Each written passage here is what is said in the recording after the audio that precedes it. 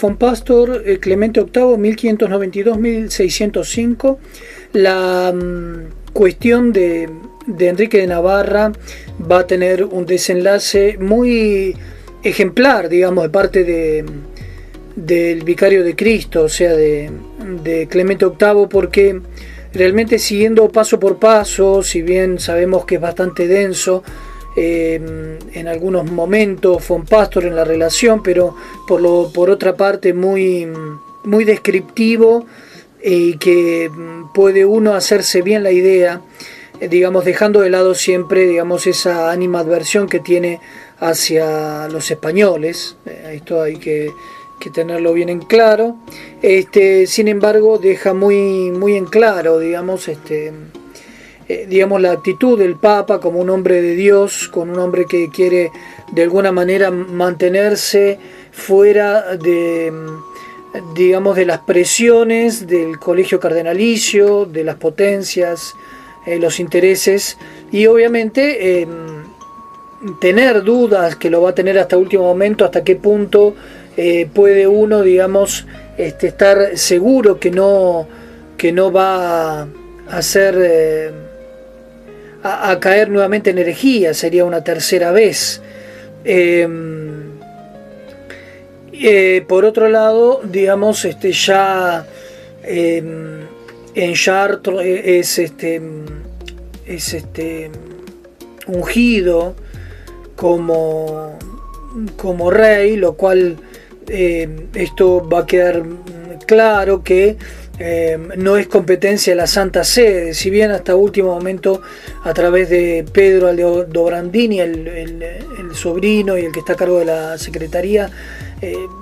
va a decirle, digamos, a los enviados de Enrique que es fácil arreglar el asunto, pero ciertamente se notan los cambios de los tiempos, especialmente en un país tan galicano, tan de algún punto de vista nacionalista, tan, digamos, de guardar sus de alguna manera sus costumbres y su patrimonio, digamos, ¿no? Sin dejar de lado, digamos, que ciertamente cuando hablamos de un galicanismo religioso no estamos hablando de ortodoxia digamos, pura de nuestra doctrina, sino ciertamente digamos, en cierta manera un poco de heterodoxia.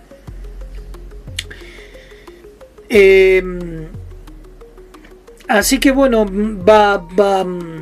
querer mandar, como dijimos, a sus adláteres, digamos, el rey, y bueno, obviamente ahora manda el duque de Nevers, Luis Gonzaga, pero justamente sale después de hablar el Papa, de rezarlo, especialmente con la congregación francesa y la Inquisición, porque obviamente ambas congregaciones de cardenales habían sido formadas para tratar el tema, una por el tema delicado de lo que suponía la parte diplomática, política, digamos, en Francia. Estamos hablando de la relación de dos estados, ¿no? De la Santa Sede y de Francia, del Reino de Francia, y por otro lado la Inquisición, porque obviamente estamos hablando de un monarca hereje. Así que digamos, estos consistorios así poco restringidos, en el cual el Papa hablaba con mucha reserva, de hecho tenían excomunión solamente reservada a él, a todos los miembros que participaban de estas reuniones. Así que el Papa mantuvo cierta reserva en todo este tiempo, además de rezar, de levantarse a rezar, de hacer, digamos, todo lo que debería hacer. Bueno, el duque de Nevers va a ser recibido por digamos, un personaje que va a ser un Medici, que después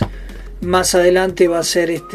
bueno, ahí creo que va a ir Pedro Aldobrandini, su sobrino.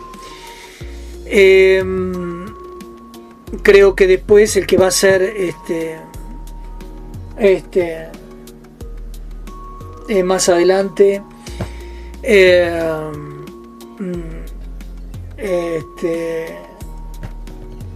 Clemente VIII, no, Clemente VIII es el actual,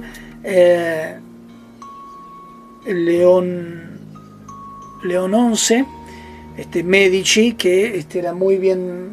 era un gran diplomático, va a ser mandado más tarde a Enrique para poder arreglar justamente los asuntos, pero bueno, esto se marca muy bien, los idas y venidas, se va justamente a los confines, digamos, a los límites para que no entren los estados pontificios como un enviado de un monarca hereje, sino que tenía que venir como privado, despojado incluso de parte de su séquito. Al inicio no lo toma muy a bien Nevers, que venía también con los obispos de Le Mans, que eran los que habían levantado bajo condición, digamos, la excomunión que había sido impuesta por Sixto V. Bueno, la cuestión es que entra así con un séquito pequeño, por Porta Angelica, va al Palazzo Patrizi, a través de la Porta Angelica, entrando por la noche con un pequeño séquito, porque la gente lo esperaba por la Piazza al Popolo, la puerta de ahí, pero no pasó por ahí. Bueno, siempre había curiosos, enviados de los embajadores, etcétera, etcétera. Bueno, acá tenemos también, él maneja mucho, digamos, lo que es los archivos de Venecia, ¿no? Ahí habla mucho del embajador veneciano ante el Papa, que tenía una buena relación. El Papa siempre también, además de eso, tenía miedo del cisma francés, ¿no? Lo que había pasado con la reina de Inglaterra y Clemente VII, etcétera, etcétera. Tenía todo esto muy fresco, especialmente los últimos 2 siglos, siglo XV y siglo XIV, se habían dado ciertos connatos en el mismo calvinismo, ¿no? en el mismo, bueno, en el mismo reino de Francia. Bueno, la cuestión es que se llega finalmente a un arreglo, se arma un breve, en el cual justamente por un lado se desconoce, digamos, la autoridad de los obispos a poder levantar la excomunión de Sixto V, pero por otro se reconoce los sentimientos religiosos a través de la correspondencia, porque hay varias cartas que van mostrando, digamos, el espíritu, digamos, de querer recibir formación católica, educación católica,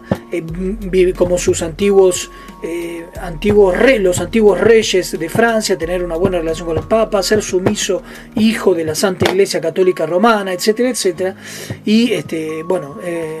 se supo que andaba a misa todos los días, rezaba el rosario, etcétera, etcétera, pero también esa vida un poco, de hecho después la cuestión se va a complicar un poco por el tema de querer, digamos, que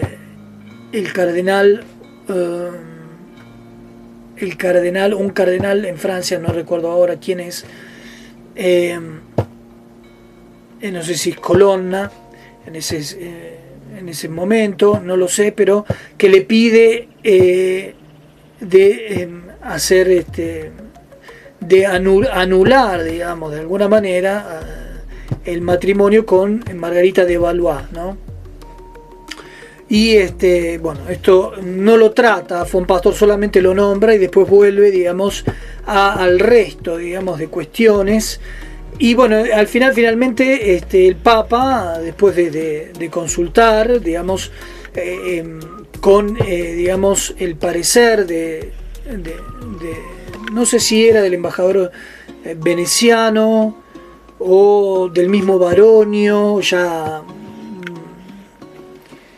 o de uno que él lo hizo cardenal, que fue el jesuita Toledo, que tiene mucho que ver. Hay que tener en cuenta que los jesuitas fueron, digamos, echados digamos, por una orden del Parlamento. Incluso uno de ellos fue colgado, ahorcado, uno de los padres jesuitas en Francia, tuvieron que salir todos, porque justamente habían encontrado un libelo, algo, un escrito, que era muy común antes de esta situación en la cual Enrique IV había sido nombrado, ya había sido ungido como rey. Era común encontrar, y uno de los padres se le pasó y terminó en la horca de una manera pública, ¿no? Como, digamos, quien se conjuraba contra la majestad del rey cristianísimo, ¿no? Bueno, la cuestión es que los queda bien claro que los jesuitas, igualmente a través de Toledo, después del Papa, digamos, tiene mucho que ver, digamos, este personaje, este cardenal Toledo, que es justamente, como sabíamos, uno, digamos, quien va a unir, digamos, como lo dijimos una vez, había sido un gran teólogo español, y es el que va digamos, a hacer un crisol de aquellos primeros padres, como Laínez y Salmerón, que traían el tomismo desde el punto de vista bajo la égida de la Sorbona, ¿no? Y le va a dar un nuevo realce con ese nuevo neotomismo que había nacido y había surgido en la España de los Habsburgos, o cisneroniana, por así decirlo. Así que puede ser que uno de estos personajes dijeron que tenía que hablar con cada uno personalmente de los cardenales, y el Papa se tomó hora y hora y media a hablar con cada uno de ellos. Eran más o menos 50 y algo los cardenales en ese momento, y llegó a la conclusión que justamente se podía hacer este arreglo, digamos. Se levantó, digamos, digamos, la excomunión, y se puso unas cuantas pautas, en las cuales algunas no podían ser inmediatas, pero otras sí: ir a misa todos los días, rezar el Santo Rosario, guardar los ayunos y las prescripciones y los preceptos eclesiásticos, etcétera, etcétera. Pero todas estas cosas se fueron, digamos, y Enrique recibió bien cuando se levantó esta excomunión en la logia de San Pedro, en la cual estaban las puertas cerradas. Él había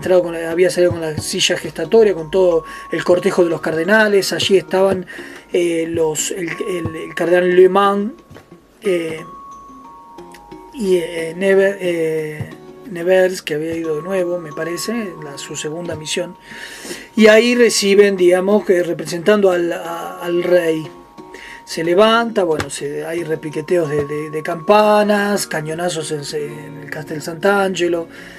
se hace todo una demostración de la alegría de haber vuelto. Evan von Pastor dice que esto traerá, desde el punto de vista político, un nuevo equilibrio entre Francia y España. España igualmente, decía von Pastor, que necesitaba obviamente triplicar, digamos, los ejércitos para poder atacar, digamos, o invadir Francia y poder poner un rey legítimo. Y el Papa también debía, me parece, duplicar el ejército Felipe II y triplicar sus arcas para ayudar con la tropa pontificia, el Papa, a una eventual invasión de Francia que nadie quería, digamos, ¿no? Así que bueno, así termina esta gran, digamos,